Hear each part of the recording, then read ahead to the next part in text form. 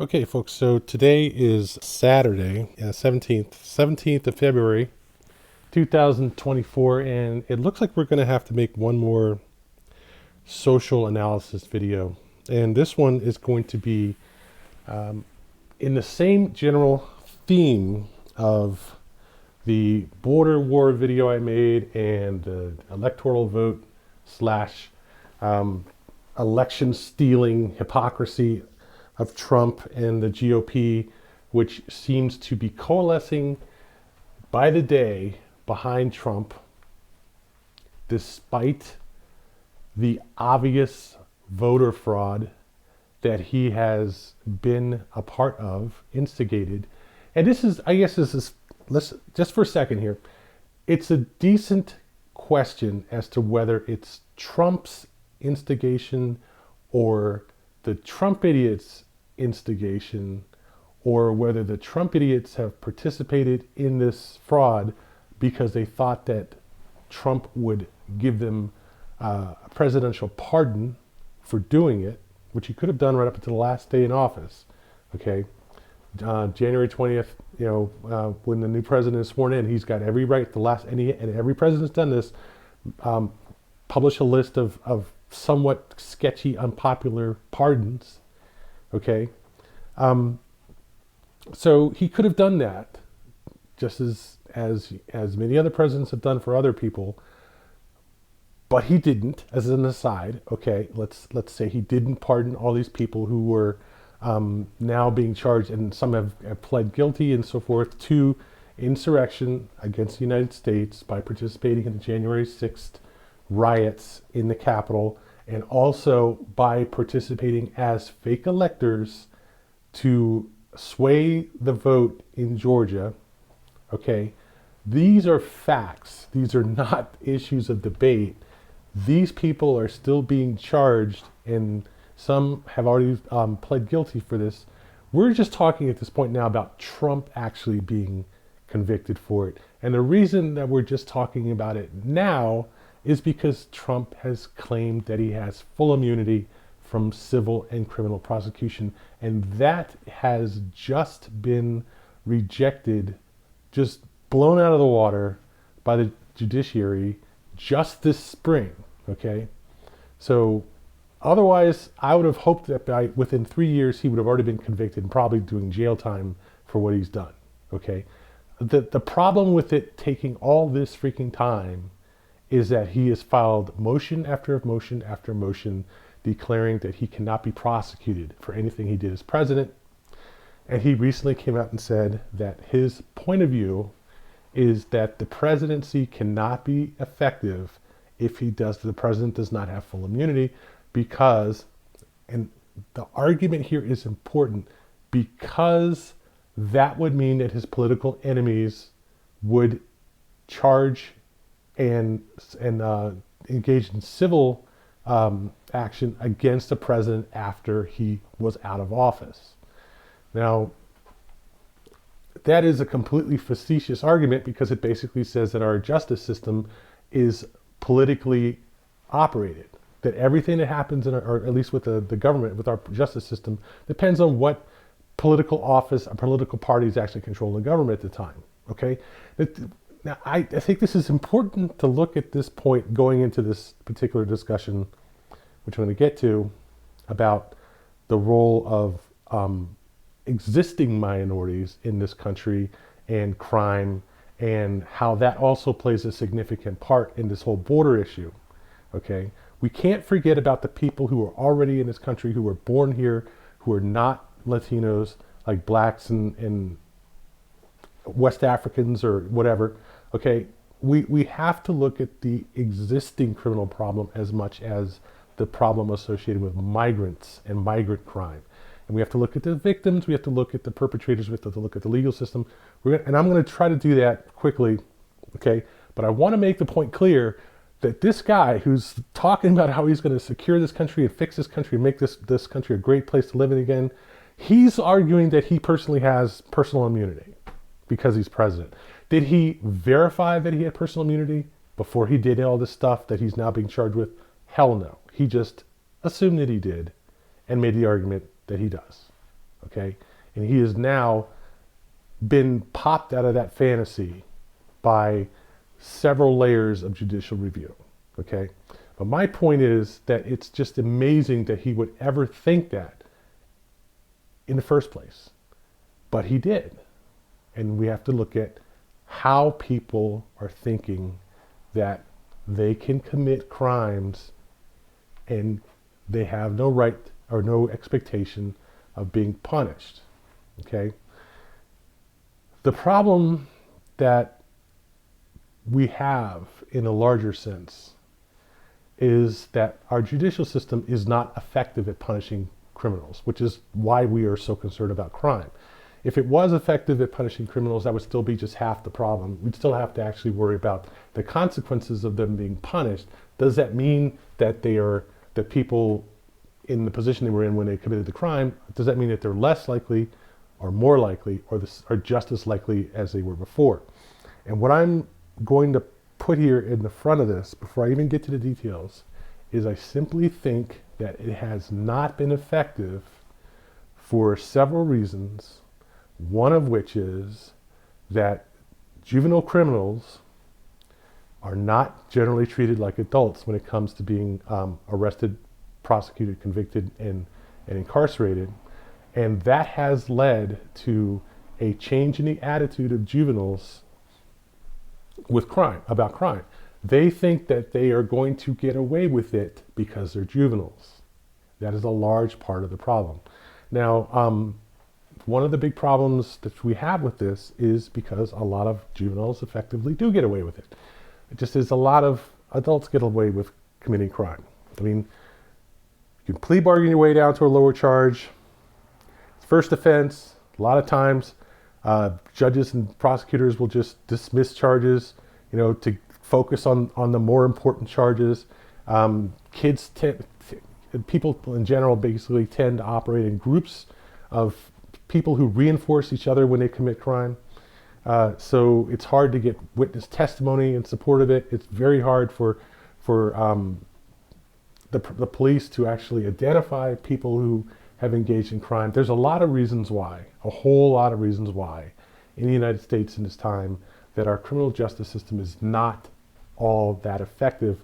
Whereas before, and I think it's important, if you look at the birth of this country, in the English judicial system, if you were suspected of committing a crime, if they got to the point where they actually arrested you for committing a crime, you're going to be punished. You're going to be convicted, you're going to be punished, and there's a very good chance you're going to be locked up for quite a while in jail, and a very good chance that you'd be executed for the crime that you committed. One of the things about the American Constitution is that it was an expansion on the Magna Carta rights of the people that gave the individual English citizen more protection from what they would call,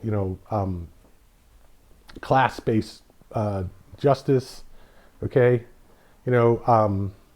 if someone in charge of the church in your town decided that you were a witch and wanted to accuse you of being a witch, that basically you were going to be burned at the stake. That's just, there's no way around it. The political influence was significant. There were no independent courts at the time, and it was very easy for people in power to manipulate the overall system of justice that controlled the population. So all these things drove the establishment of the American colonies, and continuing most of these approaches and looking at the colonists as second-class citizens in the British society made it even worse. And you put enough of the wrong people in the wrong place, enough of the right people in the right place are going to overturn a system of government. And frankly, the American Revolution was an insurrection against the British government. If you want to talk about the founding fathers as these great people, if you look at it from the British side, they were traitors that all deserved to be hung, and everyone who followed them likewise. You have to take, obviously, a fair number of colonists and hang them for what happened. Now, the interesting thing, though, that you have to remember is that after we lost the War of 1813, where King George III sent a force back to retake the colonies from the so-called patriots. We lost that war, okay? And the British razed Washington, D.C. to the ground as a statement.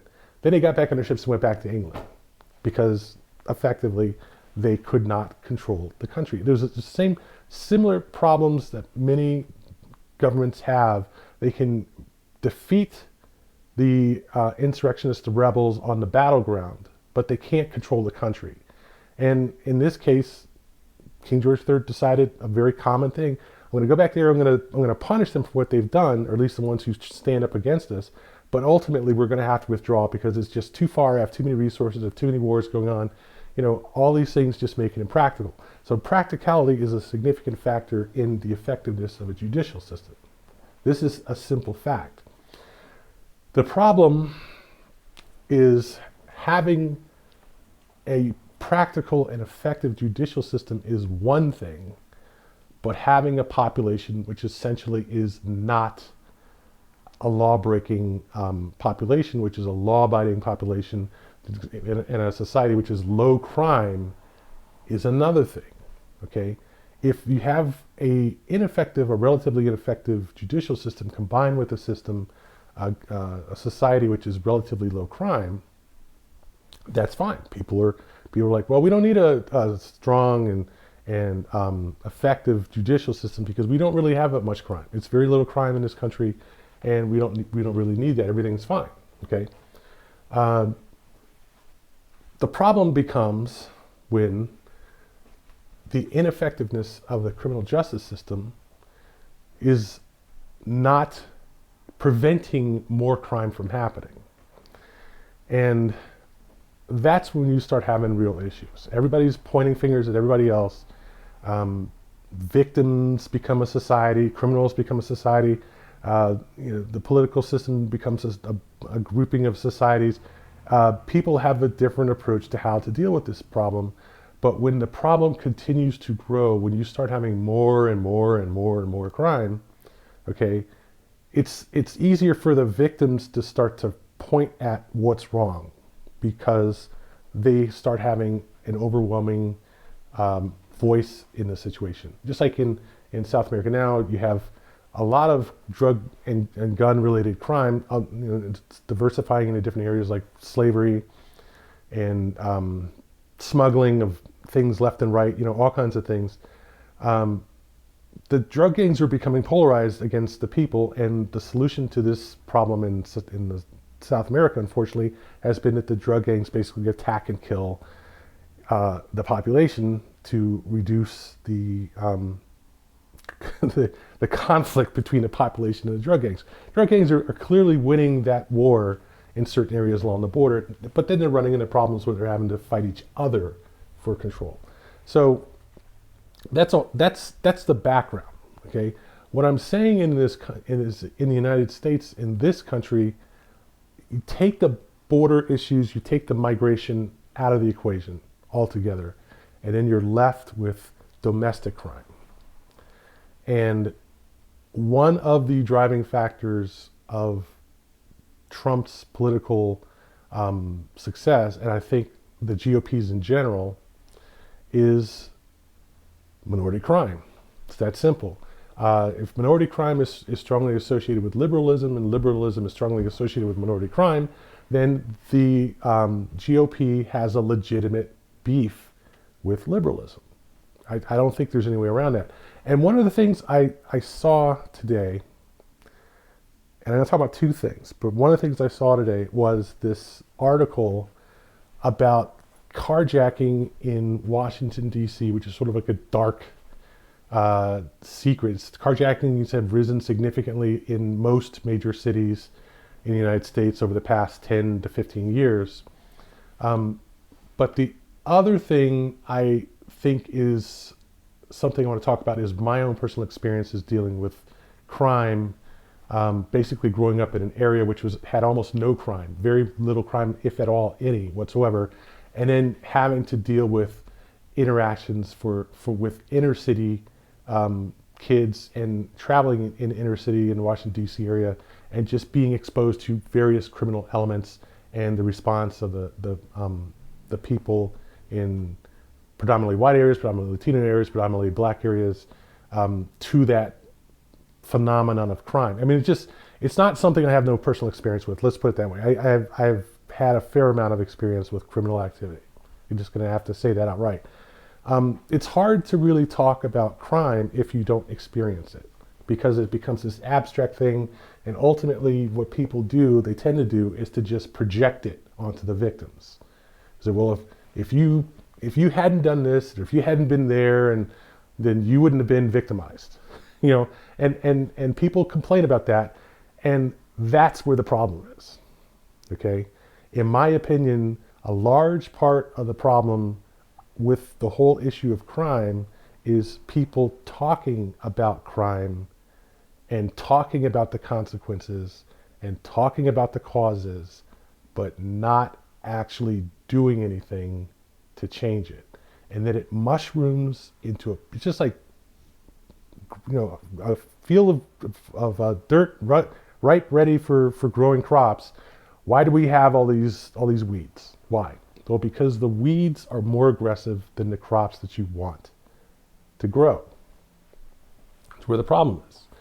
The weeds are dominating the source of resources that you need to grow. They're dominating the water supply. They're dominating the sunlight. They're dominating the area. They're just much more aggressive and grow faster than the corn or the alfalfa or whatever that you want to grow. And we have farmers with plenty of experience in dealing with this kind of thing, and there's different solutions to them, and we talked about them, you know, in different ways and in science forums and so forth. But one of the things that we have constantly seen is that it's very hard to manage these weeds in a way that's safe for the crops that we want. It's a real problem. It's like cancer. It's a very hard thing to control without killing off the healthy cells that you want to save. If it wasn't that way, we wouldn't have a problem with cancer. We wouldn't have a problem with agriculture and all these pesticides and things that are harmful for people to eat. We wouldn't have a problem, you know, growing salmon in salmon farms versus fishing for wild salmon, and the way that the salmon grows differently in a salmon farm versus in the wild. I mean, these are severe issues. And the more that we have pressure on the resources, like, you know, we have a food supply that's limited, we have water supplies that are limited, the more that problems like the Saudis buying land in the United States, sending over ships, draining the groundwater out of the land and taking it back to Saudi Arabia, the more that these become issues. When you don't have a problem with resources, then you can start to talk about these more aggressive solutions that are not necessarily consistent with the ecology, and because you can sort of bury that in the noise. When you do have a competition for resources, these things become real problems. And right now in DC, in the DC area, with the housing market being insane in the DC area, and the cost of living going up in the DC area, and the job market in the country as a whole being strong, the strongest, if not the strongest in the country, in the DC area, okay? People migrating from all over the country coming to the Washington, DC area. We have severe pressure economically in the United States as a whole, but it's really not highlighted as strongly anywhere other than DC. Tell me, Freddie, you fucking up, man. Been hearing that my whole life. I'm still out here perpetrating, getting this money. That's how shit works, my niggas. Street mad. Don't take it personal. Fuck! I mean, my shit was gold-plated anyway, Kay. Nigga, the money was in that bag. Rock's money? First day on the job and I'm already out here getting taxed. These niggas got me looking like a straight fucking clown. That's all right, though. We gonna go get that shit back. I don't know. Freddie don't play, Kay. I mean, maybe he right about all this shit. It's just the way the world works. Nigga, we got tough, but shit happens to everybody. Not to me. Not no more.